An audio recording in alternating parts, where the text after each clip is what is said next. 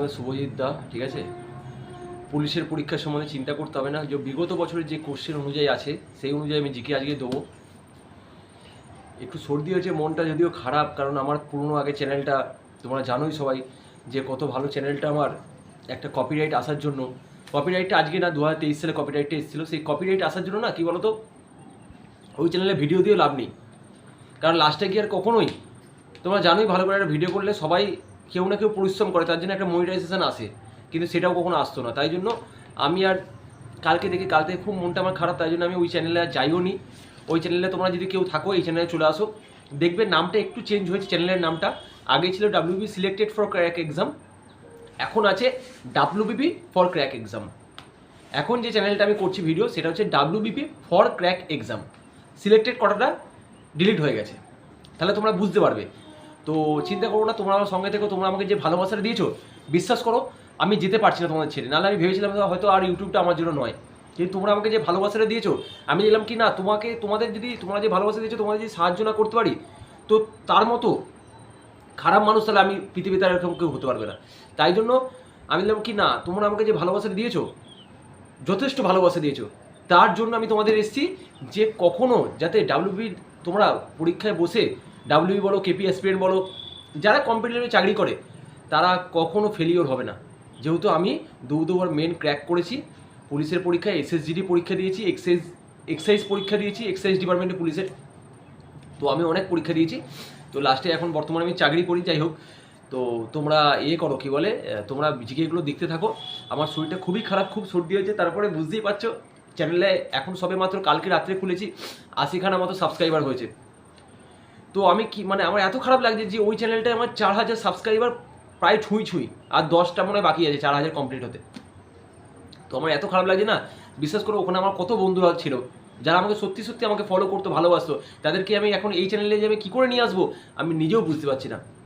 আমি চ্যানেলের লিঙ্কটা, আমি তো এই চ্যানেলের ভিডিওটা, তোমার এখন যে ভিডিওটা করছি আমার কারেন্ট চ্যানেলেই ভিডিওটা পাবলিশ হবে, তো তোমরা দেখে নিও। আর ওই পুরোনো চ্যানেলে কেউ সাবস্ক্রাইব করো না, ঠিক আছে? আমি তোমাদের বারণ করছি, ওই পুরোনো চ্যানেলটা কেউ সাবস্ক্রাইব করো না।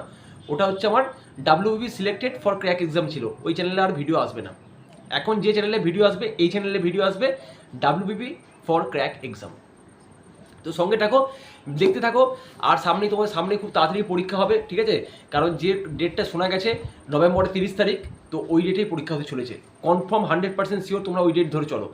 তো পুলিশের চাকরি চিন্তা করতে হবে না, সঙ্গে থাকেও, ভালো লাগলে লাইক করে দিও, আর সবাইকে জানিয়ে দিও আমার এই চ্যানেলটাকে, সবাইকে সাবস্ক্রাইব করে দিও, ঠিক আছে? বলে দিও যে এইটা দাদার নতুন চ্যানেল শুভজিৎ দার, ওই আগের চ্যানেলটা কপিরাইট একটা ইস্যু থাকার জন্য ওই চ্যানেলটা উনি মুছে ফেলবেন, আর কদিন মধ্যে ডিলিট করে দেবে চ্যানেলটা, পুরো ইউটিউব থেকে উড়িয়ে দেবে।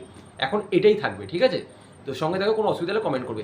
তো টাটা বলবো না, মানে এই জিকে করাবো আমি, ঠিক আছে? আমার শরীরে মানে সর্দি হয়ে গেছে, তো শরীরটা ভালো নেই বলে তাই জন্য তোমার সঙ্গে কিছু কথা বলতে পারছি না।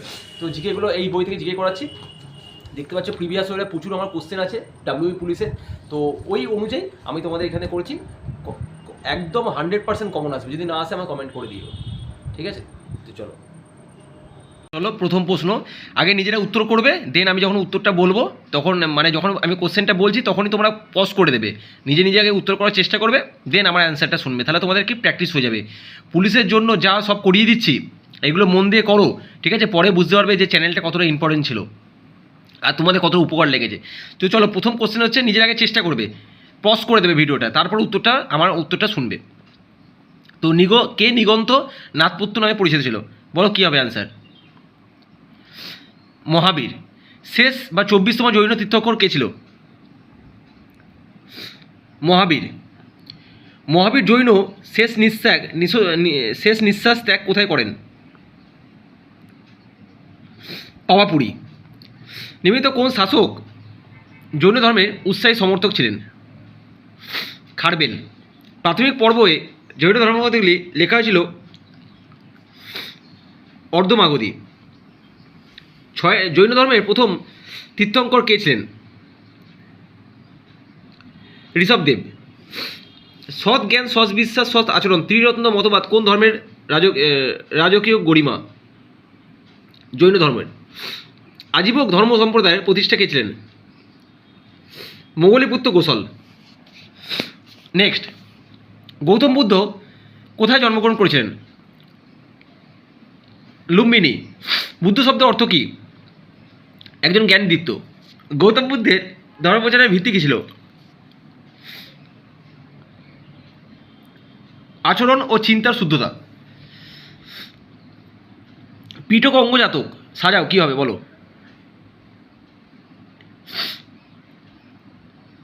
কোনটি বলেছে বৌদ্ধ সাহিত্যের শাখা সেইটা বলো।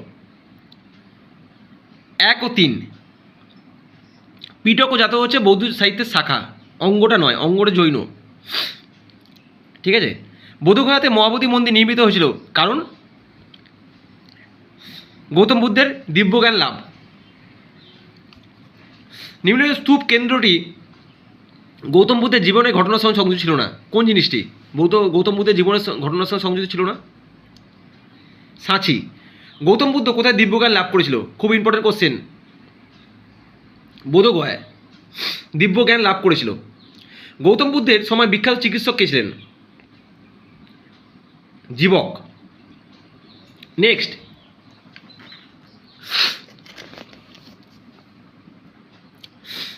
লুম্বিনী, বোধগয়া, সারনাথ, কুশীনগর বুদ্ধের জীবন প্রসঙ্গে নিচের জায়গাগুলো ক্রমানুসারে সাজাও।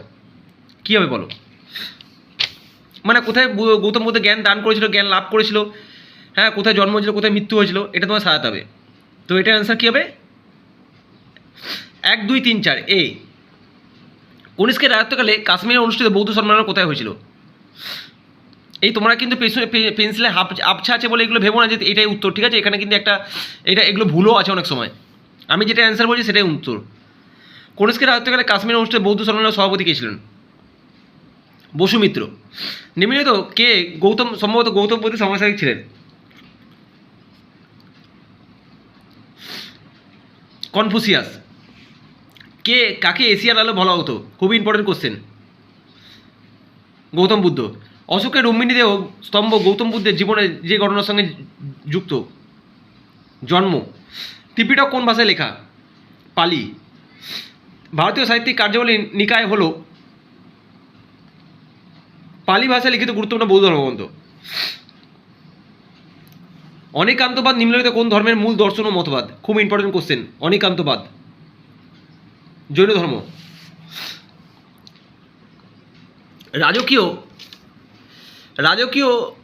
রাজ চিকিৎসক জীবক হলেন একজন গণিকার পুত্র, তার নাম কি বলো? কোশ্চেনটা ভালো করে পড়বে। রাজ চিকিৎসক জীবক হলেন একজন গণিকার পুত্র, তার নাম কি?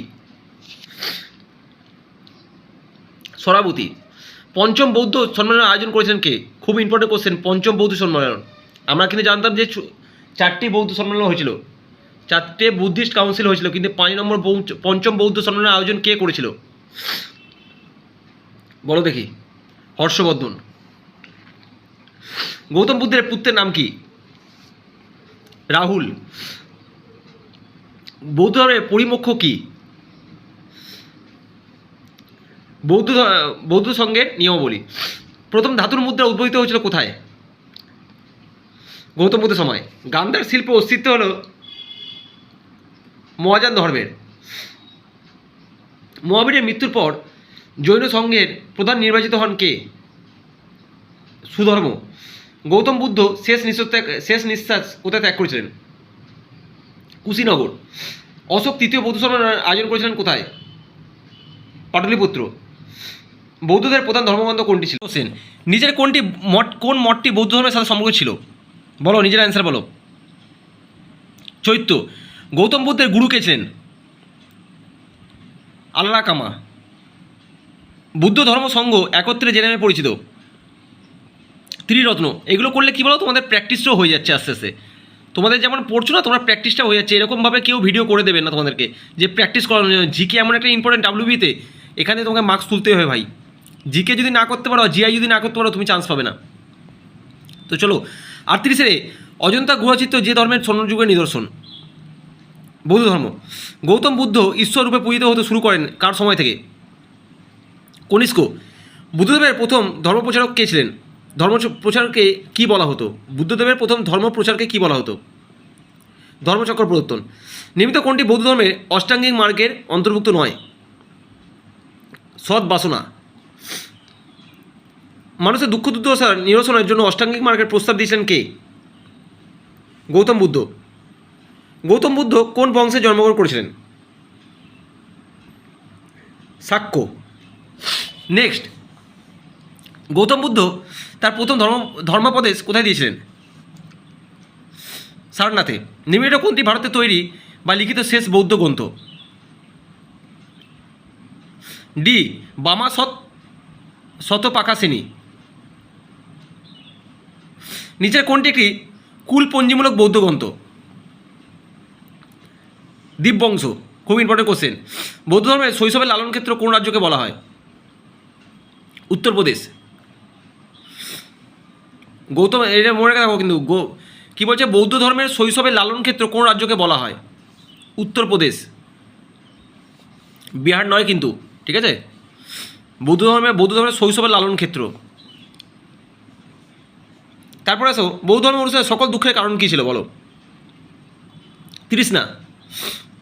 নিম্নলিখিত কোনটি বৌদ্ধ ধর্মের কোনো সম্প্রদায় নয়? দিগম্বর। ভগবান মহাবীর কোথায় জন্মগ্রহণ করেছিলেন? কুন্দগ্রামে। নেক্সট, মহাবীর ক্ষত্রিয় বংশে জন্মগ্রহণ করেন, তার নাম কি? জাতক।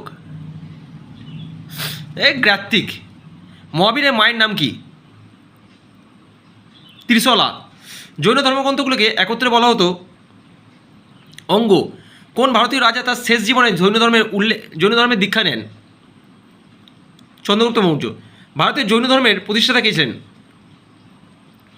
মহাবীর। নিম্নলিখিত কোনটি মহাবীরের পরিনির্বাণ ক্ষেত্র? পাওয়াপুরী। মহাবীরের প্রথম শিষ্য কে ছিলেন? জামালি। বর্ধমান মহাবীর পরিচিত ছিলেন জিন। নিচের কোন ধর্মের সাথে কৈবল্য সম্পর্কিত? জৈন ধর্ম। নেক্সট, জৈন ধর্ম সাহিত্যগুলো কী নামে পরিচিত?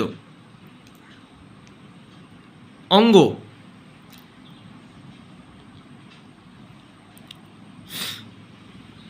তারপরে আসো, কার রাজত্বকালে বৌদ্ধ ধর্ম নেপালে প্রসারিত হয়েছিল? খুব ইম্পর্টেন্ট কোশ্চেন। কার রাজত্বকালে বৌদ্ধ ধর্ম নেপালে প্রসারিত হয়েছিল? যেহেতু এখন নেপাল নিয়ে অনেকটা ইস্যু হয়েছে, ঠিক আছে? অশোক। কার রাজত্বকালে বৌদ্ধ ধর্ম নেপালে প্রসারিত হয়েছিল? অশোকের আমলে। তো ঠিক আছে, চলো তাহলে এই অবধি কোশ্চেন, 66টা টোটাল কোশ্চেন করালাম, ঠিক আছে? বাকিগুলো নেক্সট স্টেপ করাবো, একটা ভিডিও করলে বড় হয়ে যাবে তো অনেক। তো সবাই ভালো থেকো, ঠিক আছে? আবার দেখা হবে। চ্যানেলটাকে সাবস্ক্রাইব করে দিও ভালো লাগলে, হ্যাঁ, পাশে থেকো, ঠিক আছে? আমি তোমাদের সব রকম করিয়ে দেবো পরীক্ষার আগে, যাতে তোমাদের কোনো পরীক্ষাতে যেন তোমরা পাসটা করতে পারো। ডাব্লিউবিপি নিয়ে ফুল গাইড আমি করে দেবো, আমি তোমাদের শুভজিৎ দা, ঠিক আছে? চলো, টাটা।